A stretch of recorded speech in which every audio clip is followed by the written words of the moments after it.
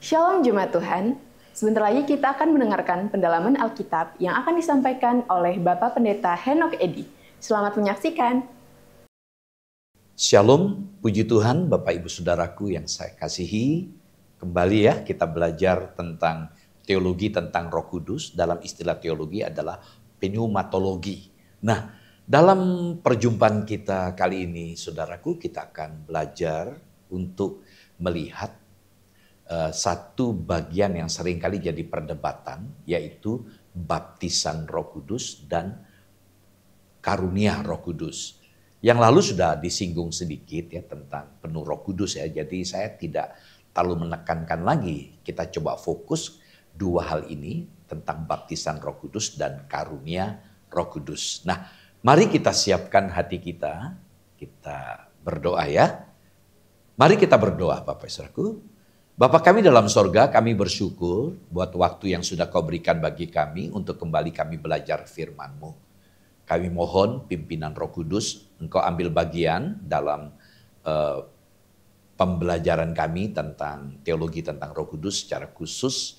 Kami membutuhkan pencerahan dalam pikiran dan hati kami tentang baptisan Roh Kudus dan karunia Roh Kudus. Engkau ambil bagian, pakai hamba-Mu, hikmat yang dari Engkau boleh nyata dalam kelas ini Tuhan. Terima kasih urapan Tuhan menyertai kami.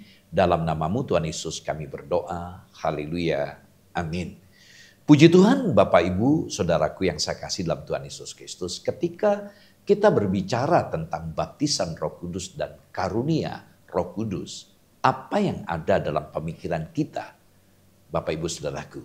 Nah, baptisan Roh Kudus itu jelas ya, jelas dan jelas berbeda dengan karunia Roh Kudus atau karunia rohani.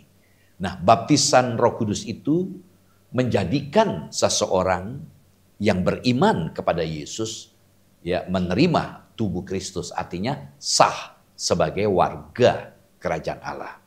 Karunia Roh Kudus merupakan kemampuan untuk melayani di dalam kerajaan Allah. Nah, keduanya, baik itu baptisan Roh Kudus maupun karunia Roh Kudus adalah prakarsa dan tindakan Allah semata-mata. Jadi bukan oleh karena manusia atau kemampuan kehebatan manusia. Nah, mari kita akan belajar yang pertama, baptisan Roh Kudus. Nah, saudaraku, istilah dibaptis atau membaptis dengan Roh Kudus itu muncul 7 kali di dalam Alkitab. 4 kali Yohanes Pembaptis mengatakan bahwa ia membaptis dengan air, tetapi Yesus Kristus akan membaptis dengan Roh Kudus. Tidak perlu saya baca ya. Matius pasal 3 ayat 11, Markus pasal 1 ayat 8, Lukas pasal 3 ayat 16, Yohanes pasal 1 ayat 33. Nah, saudaraku, 1 kali diucapkan oleh Tuhan Yesus Kristus saat beliau melarang murid-murid untuk meninggalkan Yerusalem. Karena mereka akan segera dibaptis dengan Roh Kudus. Kita lihat dalam Kisah Rasul 1 ayat yang kelima. Saudaraku yang kita lihat dalam Kisah Rasul 1 ayat yang kelima. Ya, jadi setelah Yesus bangkit, dia berjumpa dengan banyak orang-orang Kristen. Ya, orang-orang yang melihat kebangkitannya, dan Yesus berbicara jangan tinggalkan Yerusalem karena ada janji Bapa yaitu Roh Kudus. Lalu 1 kali diucapkan oleh Rasul Petrus saat beliau melihat karunia Roh Kudus turun ke atas Kornelius dan keluarganya karena ia teringat akan perkataan Kristus bahwa mereka akan dibaptis dengan Roh Kudus. Kisah Rasul 11 ayat 16. Lalu 1 kali Rasul Paulus mengatakan bahwa semua orang percaya telah dibaptis dengan Roh Kudus saat diselamatkan dan dipersatukan dalam satu tubuh. Nah, di sini nanti kita akan pelajari 1 Korintus 12 ayat 13. Kita akan fokuskan di situ. Nah, jadi kita lebih mendalami tentang baptisan Roh Kudus. Pertama, ciri-ciri pembaptisan. Ciri-ciri pembaptisan hanya terjadi pada masa gereja. Ya, jadi untuk Israel nggak ngalami itu. Hanya terjadi pada masa gereja. Nah, sekarang ini ya adalah masa gereja. ketika pencurahan dan terus sampai hari ini, ya, dan sampai Tuhan Yesus datang kembali nanti. Yang kedua, melibatkan semua orang percaya. 1 Korintus 12 ayat 13, Efesus 4 ayat kelima. Dan itu terjadi sekali. Kata kerja yang digunakan dalam 1 Korintus 12 ayat 13 itu dalam bentuk past tense.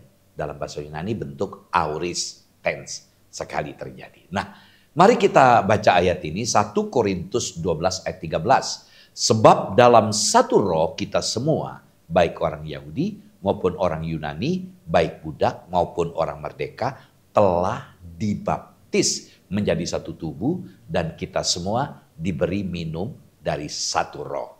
Saudaraku, baptisan Roh Kudus itu terjadi saat seseorang dipersatukan dengan sesama orang percaya menjadi satu tubuh dengan Yesus Kristus sebagai kepala gereja. Nah, peristiwa baptisan ini disebut juga sebagai pengalaman kelahiran baru, yaitu saat Allah mengaruniakan Roh Kudus untuk tinggal di dalam hati orang percaya sebagai metereh dan jaminan keselamatan di dalam Yesus Kristus.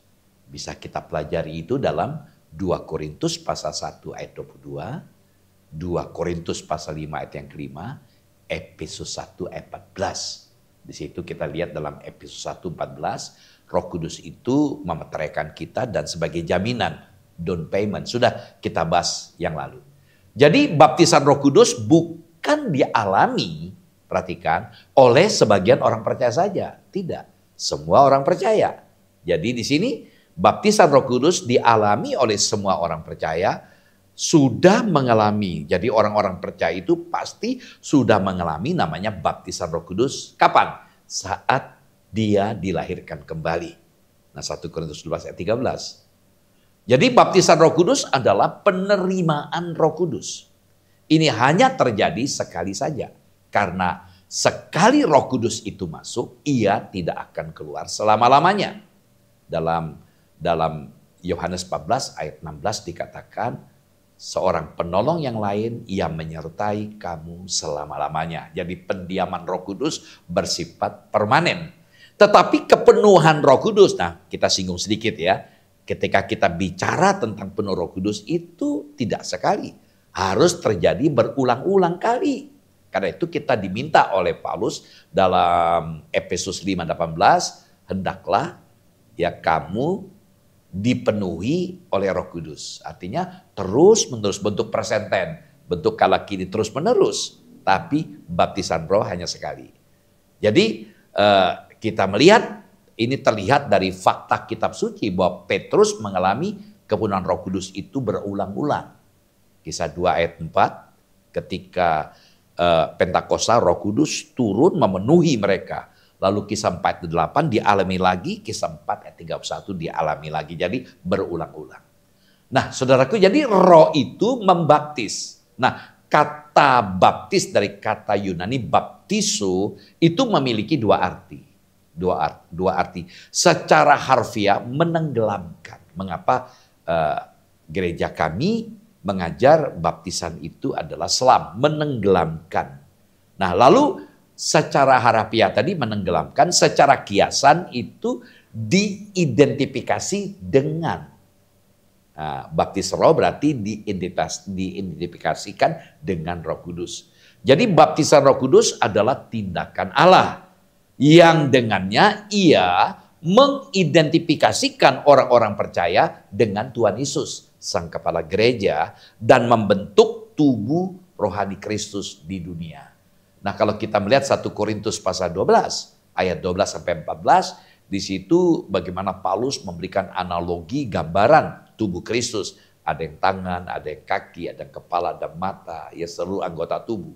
Ya sebagai tangan tidak boleh kita berkata pada kaki, karena kamu bukan tangan, kamu bukan anggota. Tidak, masing-masing punya keunikan. Nah sekarang kita fokuskan kepada 1 Korintus 12 ayat 13. Tadi kita jumpai ungkapan kata telah dibaptis. Dari kata Yunani baptistemen. Baptistemen kata kerja yang berbentuk, sudah saya singgung tadi, bentuk aorist tense. Sudah terjadi hanya sekali, dan tidak terjadi berulang-ulang kali, kecuali penuh Roh Kudus terjadi berulang kali. Nah, saudaraku, jadi Paulus mengingatkan bahwa tidak ada status tinggi dan rendah dalam tubuh Kristus. Jangan beda-bedakan. Baik kamu dikatakan ayat tadi orang Yunani, baik kamu orang Yahudi, baik kamu majikan maupun kamu budak. Semua sama dalam Kristus.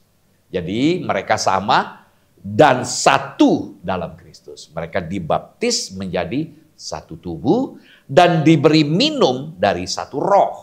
Roh yang sama yaitu Roh Kudus mengisi hidup setiap orang di dalam jemaat. Ia juga memberi karunia-karunia rohani yang beragam. Nanti kita akan bahas bagian kedua. Tujuannya agar semua jemaat dapat bekerja sama demi mencapai satu tujuan. Yaitu apa? Untuk memuliakan nama Tuhan. Jadi tangan menjalankan fungsinya sebagai tangan, kaki jalankan fungsi sebagai kaki, semua untuk kepentingan tubuh. Nah, saudaraku, bagian kedua dari baptisan Roh Kudus, hasil dan akibat. Setelah kita dibaptis, apa pengaruhnya, apa hasil, apa akibatnya? Jelas, sudah saya singgung tadi, ketika kita dibaptis Roh Kudus, berarti kita menjadi orang percaya. Nah, ketika menjadi orang percaya berarti kita menjadi anggota tubuh Kristus. Yang kedua, menyatukan orang percaya. Ketika kita dibaptis roh, berarti kita menyatukan diri kita dengan saudara kita yang lain dari manapun, dari bangsa manapun, suku manapun, kita menjadi satu di dalam kematiannya, kematian Kristus. Itu diungkapkan Roma 6 ayat 1 sampai 10. Puji Tuhan. Saudaraku, kadang-kadang kita dengar komentar yang sombong, komentar yang angku, ya warga gereja tertentu bahwa gereja lainnya itu tidak ada Roh Kudus. Seringkali kita dengar pernyataan itu. Benarkah pernyataan tersebut? Seperti komentar Tuhan Yesus pada Petrus dalam Matius 16 ayat 17. Paulus pun menegaskan bahwa Roh Kuduslah yang memungkinkan orang beriman dan mengakui Yesus sebagai Tuhan. Itu disinggung dalam 1 Korintus 12 ayat 3. Nah, saudaraku, jadi Roh Kudus bukan saja menghidupkan orang beriman, tetapi juga menghidupkan gereja dengan memberikan berbagai karunia rohani. Gereja yang di dalamnya Yesus dijunjung sebagai Tuhan dan karunia rohani dilayankan, di sanalah Roh hadir dan bekerja di tengah-tengah umatnya. Puji Tuhan. Sekarang bagian kedua, karunia Roh Kudus itu apa? Apa pengertiannya? Definisinya sederhana. Karunia Roh Kudus atau karunia rohani itu adalah kemampuan yang diberikan oleh Allah untuk melayani. Itu, untuk melayani. Titik. Jadi karunia itu tangan berfungsi sesuai dengan apa yang Tuhan berikan. Kaki begitu itu gambarannya. Jadi masing-masing kita diberikan kemampuan, kapasitas untuk melayani. Yang kedua, distribusi. Nah, sumbernya jelas Roh Kudus. 1 Korintus 12 ayat 11. Lingkup cakupannya, setiap orang percaya diberi beberapa, tapi tidak memiliki semua. 1 Petrus 4 ayat 10. Jadi karunia Roh Kudus itu ya ada yang memiliki bisa 2 atau 3, tapi tidak mungkin semua, ya kan? Yang jelas paling tidak Alkitab katakan ya seorang memiliki satu karunia. Nah, kita melihat dari segi waktu, setiap generasi dapat atau tidak dapat memiliki semua karunia rohani. Sebagian adalah untuk pendirian fondasi gereja. Efesus 2 ayat 20 kita melihat di situ tentang nabi dan rasul itu jabatan dan tidak akan diharapkan untuk diberikan sesudah fondasi gereja diletakkan. Karunia-karunia yang spektakuler tertentu diberikan kepada generasi pertama, kekesenan, tapi tidak untuk generasi kedua. Itu diungkapkan dalam Ibrani pasal 2 ayat 3 sampai 4. Lalu pengembangan, kemampuan-kemampuan dapat dan harus dikembangkan oleh orang yang menerima. Misalnya karunia mengajar perlu untuk studi. Jadi seringkali kita bertanya, bagaimana sih karunia saya? Ya kita harus gali, kita gumuli dalam doa. Dari apa yang kita kerjakan kita akan temukan. Kita gali, kita kembangkan, kita pakai. Dan terus Ya, itu gambarannya. Tidak pernah ujuk-ujuk begitu ya. Tentu ini produk. Ada orang yang nggak punya kemampuan apa-apa. Ya, saya punya teman, dia nggak bisa nyanyi, nggak bisa main musik, tapi ketika dia bertobat, dia minta semua alat musik beliau bisa gunakan. Memang keren banget teman saya ini. Ya, dia diberikan kemampuan. Nah, deskripsi daftar karunia-karunia rohani dapat ditemukan dalam Roma pasal 12 ayat 6 sampai 8. Saudara bisa membaca karunia di situ. Lalu 1 Korintus 12 ayat 8 sampai 10, lalu 1 Korintus 12 ayat 28 sampai 30, Efesus 4 ayat 11. Itu karunia-karunia rohani dijelaskan. Nah, kita akan belajar dari gereja Korintus yang paling banyak bicara tentang karunia rohani atau karunia Roh Kudus. Gereja Korintus ini gereja yang luar biasa, diberikan kemampuan oleh Allah, namun mereka memiliki kehidupan karakter yang kurang baik ya. Nah, mengapa saya berani berkata, ya hati-hati, kita bisa menerima atau mendapatkan kemampuan-kemampuan rohani yang Tuhan berikan, disebut karunia rohani, tapi jangan kita sombong, ya karakter juga harus dijaga. Nah, kita lihat gereja Korintus, latar belakang gereja ini. Korintus itu menjadi pusat perdagangan, pusat budaya, dan penduduknya itu beragam. Jemaat di Korintus itu kaya akan talenta. Mereka punya kemampuan, potensi, kapasitasnya luar biasa untuk pelayanan. Nah, tapi keanekaragaman rupanya tidak membawa mereka untuk saling membangun dan melengkapi, ya, untuk saling menonjolkan diri sehingga akhirnya jemaat terpecah belah, terkotak-kotak. Kita lihat dalam pasal 1, pasal 3, mereka ngelompok, aku golongan Paulus, aku golongan Apolos, aku golongan Kefas kan. Nah, saudaraku, kita akan belajar sekarang melihat karunia Roh Kudus bagi orang percaya. Dalam 1 Korintus 12 ayat 1. 1 Korintus 12 ayat 1 mengatakan demikian. Sekarang tentang karunia-karunia roh, aku mau saudara supaya kamu mengetahui kebenarannya. Perhatikan kata karunia-karunia. Nah, kata karunia-karunia dari kata pneumatika. Dalam teks Yunani, pneumatika adalah sebuah jamak genetik dari pneuma, kata dasar pneuma. Hal ini dapat merujuk kepada orang-orang, karunia, atau kerohanian yang bersifat hal-hal rohani. Ini merujuk kepada manifestasi adikodrati yang datang sebagai karunia dari Roh Kudus yang bekerja melalui orang percaya demi kebaikan bersama. Nah, kita lompat ke pasal 12 ayat 4. 1 Korintus 12 ayat 4 kita membaca ada rupa-rupa karunia. Perhatikan, ada rupa-rupa karunia tapi satu roh. Jadi karunia itu banyak, tapi roh satu, yaitu Roh Kudus. Nah, karunia dari kata karismata. Nah, kata karismata berasal dari kata karis, artinya kasih karunia atau anugerah. Ini menunjukkan bahwa karunia rohani itu mencakup baik motivasi batin dan kuasa untuk menyelenggarakan pelayanan, yaitu pemberian kesanggupan yang diterima dari Roh Kudus. Karunia semacam itu memberi kekuatan rohani kepada tubuh Kristus dan mereka yang memerlukan pertolongan rohani. Jadi karunia rohani itu sangat-sangat penting banget. Untuk apa? Untuk membangun tubuh Kristus. Sehingga apa? Kita saling melengkapi, saling mencukupi, ya luar biasa, ya kan? Nah, sekarang pertanyaannya, apa bedanya kemampuan alamiah yaitu bakat? Seringkali kita dengarkan, ya apa bedanya bakat dengan karunia Roh Kudus? Apa bedanya bakat dengan kemampuan atau karunia rohani? Saudaraku, kemampuan alamiah ya bisa kita punyai, kita miliki sejak kita lahir. Jadi bakat itu dapat dilihat sejak masih kecil. Tapi karunia rohani adalah diberikan saat kita percaya kepada Yesus. Nah, Roh Kudus yang spesifik memberikan karunia rohani kepada kita. Saya katakan tadi, teman saya dulunya sebelum bertobat, dia dari agama lain, dia sekolah Alkitab 2 tahun, mulai belajar musik, mulai berdoa, ya, lalu dia bisa menggunakan segala macam alat musik, dia anggota orkestra, dia seorang pemuji, semua suara, dia pelatih paduan suara. Tadinya nggak bisa apa-apa. Keren banget itu teman saya. Nah, sekarang kita lihat 2 Timotius 1 ayat 6. Coba kita lihat 2 Timotius 1 ayat 6. Mengobarkan karunia Allah yang ada padamu. Nah, ini ungkapan dari 2 Timotius 1 ayat 6. Mengobarkan karunia Allah yang ada padamu. Karunia rohani lama-lama bisa mati. Ya. Atau dihiraukan kalau kita tidak memakainya atau mengobarkannya. Karena itu perlu mengobarkan. Artinya kita perlu pakai supaya kita tetap berfungsi.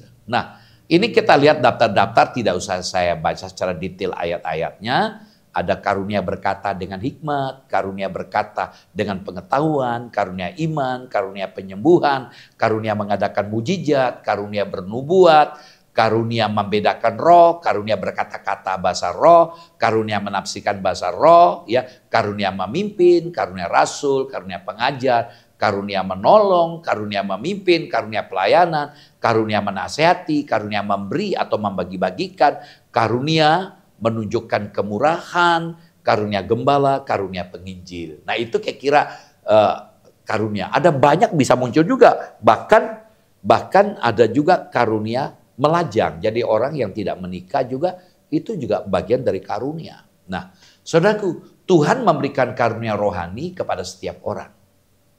Orangnya bagaimana? Jelas ya. Yang sudah percaya kepada Yesus Kristus sebagai Tuhan dan Juru Selamat pribadinya. Nah, coba kita lihat 1 Korintus 12 ayat 7. 1 Korintus 12 ayat 7. Tetapi kepada tiap-tiap orang dikaruniakan pernyataan roh untuk kepentingan bersama.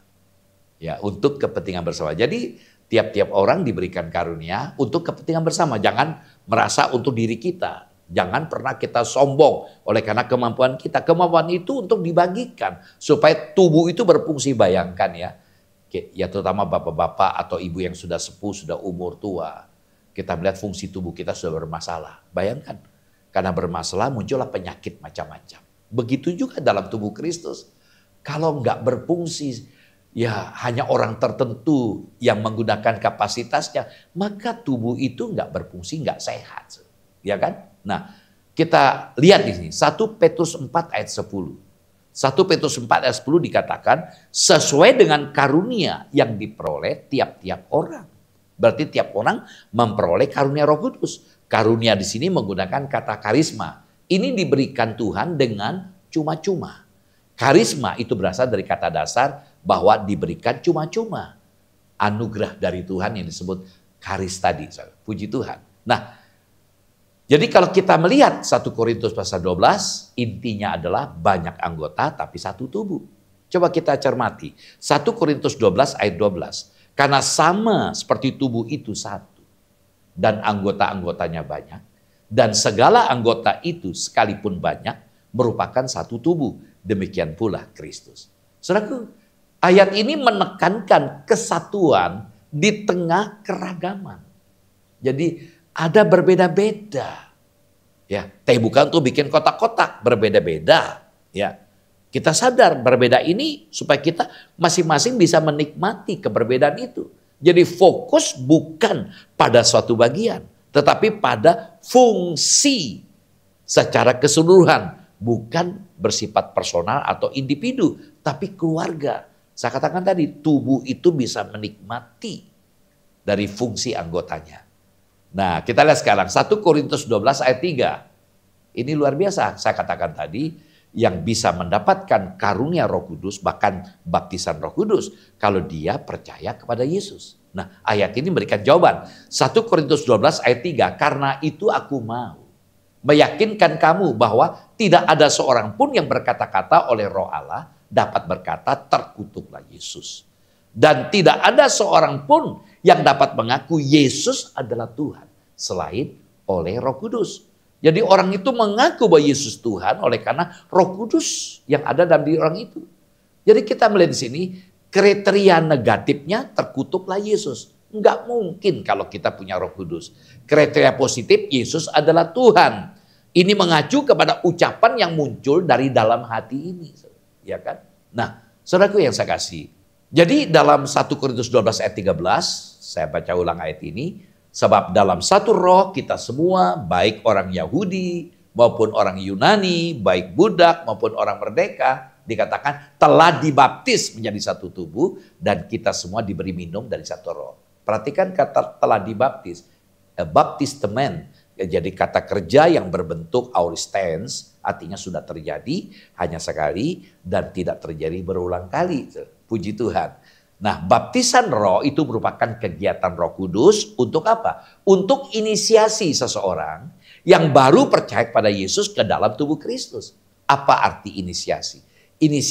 Inisiasi, kata inisiasi itu adalah upacara atau ujian yang harus dijalani oleh seseorang yang akan menjadi anggota suatu kelompok atau komunitas. Jadi baptisan roh itu maksudnya ya, kita masuk ke dalam tubuh Kristus.